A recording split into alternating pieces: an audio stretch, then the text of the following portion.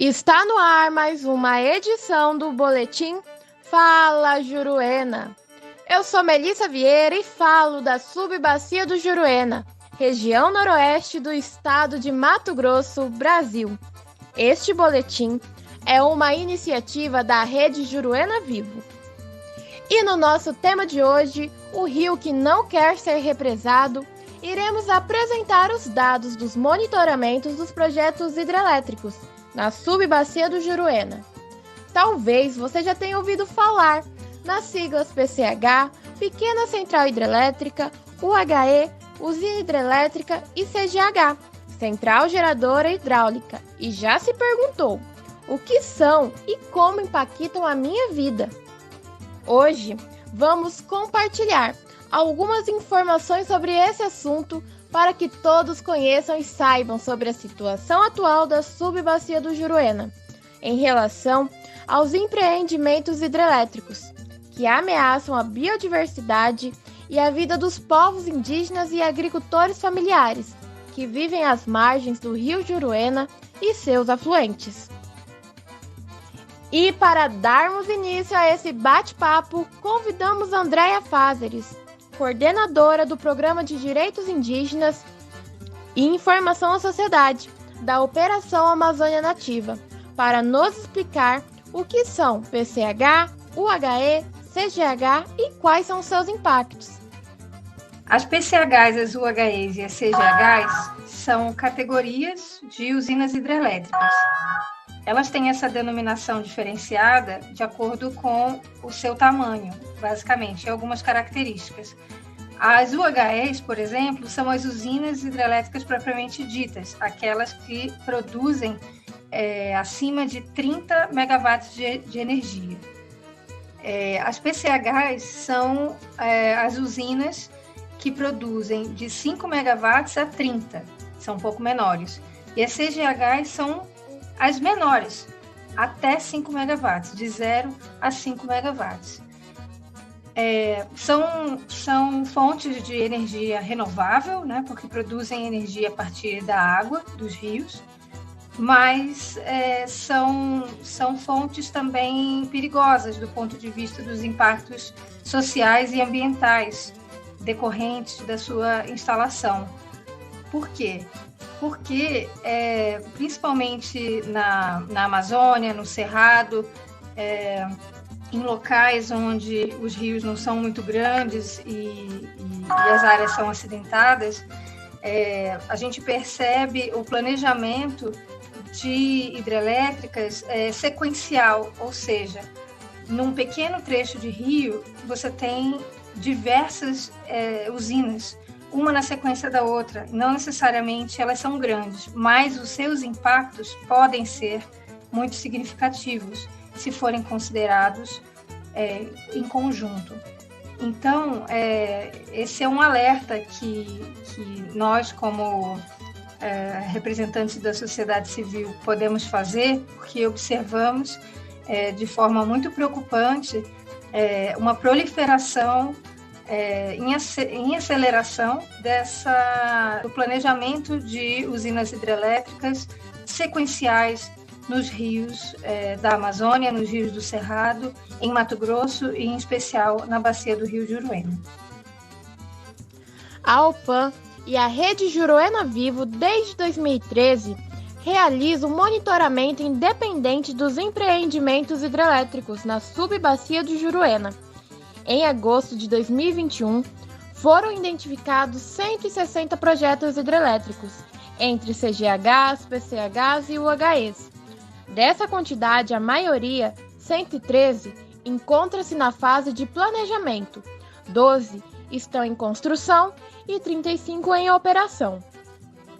E para falarmos sobre o monitoramento e como ele é feito, convidamos Christian Felipe, geógrafo, analista de geoprocessamento e consultor da Operação Amazônia Nativa. Olá pessoal, me chamo Christian Felipe, estou aqui para fazer uma breve explicação de como é feito o monitoramento das hidrelétricas na bacia do rio Juruena. Então, assim, o monitoramento ele consiste, no caso, no acompanhamento das informações, né, que são publicadas através dos órgãos governamentais para cada empreendimento. No caso, os órgãos governamentais que disponibilizam essas informações são a ANEEL, né, que no caso é a Agência Nacional de Energia Elétrica, a SEMA também, né, que é a Secretaria Estadual de Meio Ambiente, e também a gente consegue fazer o acompanhamento dessas informações através do Diário Oficial da União e também do Diário Oficial de Mato Grosso. Quando o empreendimento, no caso, ele está nas primeiras fases, né, de licenciamento, a gente consegue fazer o acompanhamento dentro da ANEEL, né, no caso. A gente consegue fazer o acompanhamento de cada processo para cada empreendimento. E à medida que esse empreendimento ele vai avançando nas etapas de licenciamento e entra no âmbito estadual, a gente consegue fazer o acompanhamento dele através das informações que a SEMA disponibiliza, né? Seja através do Diário Oficial, né? O Diário Oficial de Mato Grosso, ou seja, por exemplo, pelo SINLAM, que é o Sistema de Monitoramento Ambiental, que é o Sistema de Monitoramento Ambiental da SEMA, e também pelo SINGEL, que é o Sistema de Monitoramento Geográfico, também da SEMA. E a gente consegue fazer, no caso, esse acompanhamento diário através, né, desses portais. Enfim, e assim, as informações de cada empreendimento, elas são registradas em uma tabela, né? Então, à medida que esse empreendimento ele vai avançando nas fases de licenciamento, a equipe de monitoramento registra essa informação em uma tabela. No mais é isso, e eu agradeço a todos e a todas. Agora que Christian Felipe já nos explicou o passo a passo detalhadamente de como é feito o monitoramento das hidrelétricas, trazemos o relato de quem viveu na pele a experiência dos impactos causados pela PCH. Convidamos para o nosso terceiro bloco de entrevista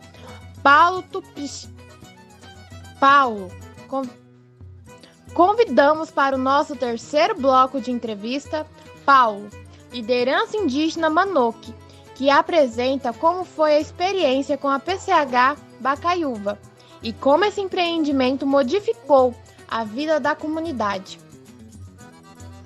Então, mudou nossa vida após a construção da PCH, a questão que acabou com nossa cultura do nosso povo Manoque na relação da pescaria, porque acabou represou o rio lá embaixo e os peixes não sobem mais aqui para cima. Então ele só chega a 40 km abaixo e não sobe mais. Paralisou essa parte do rio. Na verdade, para nós matou nossa cultura, matou o rio. Hoje em dia para cima, se tem lambari é bem pouco, pacu, matrincha mesmo nem se fala. Aí a gente acabou com a nossa cultura na relação pescaria. Então isso para nós é cultural, matou nossa cultura de pesca e acabou com a alimentação de melhor que nós tinha. Hoje em dia nós não tem mais os peixes aqui dentro. Se nós quiser peixe, nós tem que andar 40, 60, 80, até 100 km para nós pescar ou comprar peixe para a gente estar sustentando nossa família ou tentando manter nossa cultura, né? Porque não é fácil. Não é fácil hoje, o preço do diesel, da gasolina tá um absurdo, né? Então a gente vai se perneando por esse lado, mas eu vejo que acabou com a nossa cultura. E para finalizar o nosso bloco de entrevistas, convidamos Ricardo Carvalho, indigenista da Operação Amazônia Nativa, para nos contar também quais são os outros impactos causados pelas PCHs, UHEs e CGHs. Com relação aos impactos decorrentes da instalação de empreendimentos hidrelétricos na bacia do Juruena, nós observamos alguns impactos, né, a partir de alguns empreendimentos que já estão em operação na bacia do Juruena. E esses empreendimentos vêm causando diversos impactos, né? Um deles e um dos mais significativos é os impactos sobre os recursos pesqueiros, sobre os peixes, principalmente os peixes migratórios, né?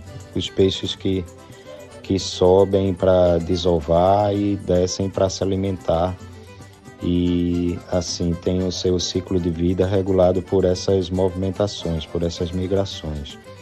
Então essas espécies de peixes, elas são as que possuem o maior valor comercial e são também as que historicamente são as mais pescadas, né? Nos rios da bacia do Juruena. Então, os empreendimentos hidrelétricos, quando instalados e em operação, um dos primeiros impactos que eles causam é o desaparecimento dessas espécies migratórias. E nós observamos esse tipo de impacto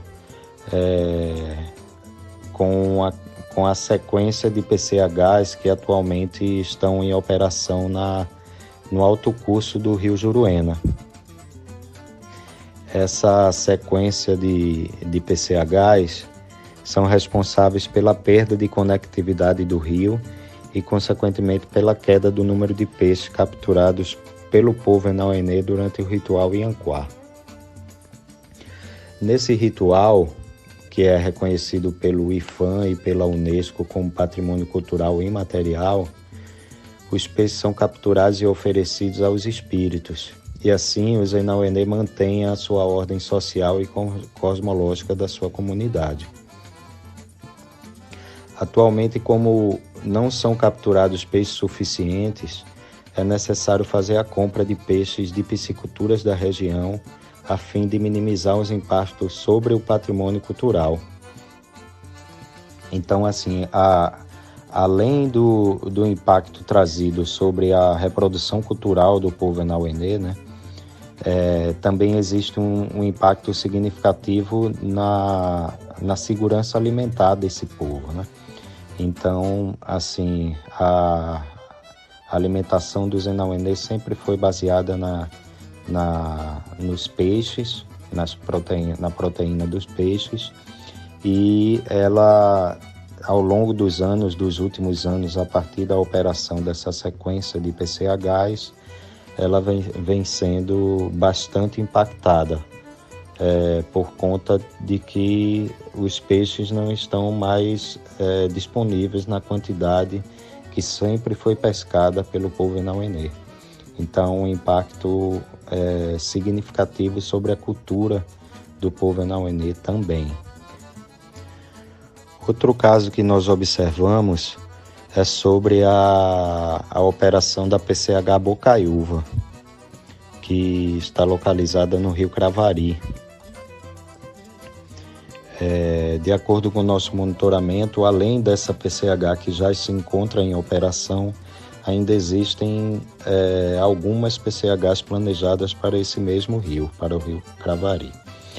Então, assim, com a operação da PCH Bocaiúva, já é possível observar que esse empreendimento afetou, assim como no alto curso do rio Juruena, afetou a diversidade e a quantidade de peixes do rio Cravari, que sempre foram capturados e utilizados pelo povo Manoque em oferendas aos espíritos durante o ritual de passagem chamado Ietá.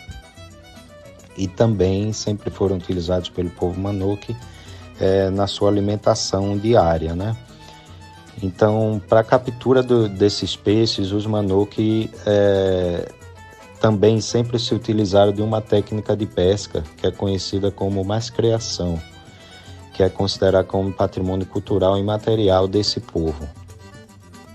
Então, esse patrimônio cultural também se encontra ameaçado, pois para sua prática é necessário que os rios corram livres, né, sem nenhum barramento, mantendo assim as rotas migratórias e a recomposição dos estoques dos principais peixes capturados. Então, assim como relatado no caso do alto curso do rio Juruena, no rio Cravari, a partir da operação da PCH Bocaiúva, também é possível observar o impacto sobre a diversidade e a quantidade de peixes, né, nesse rio.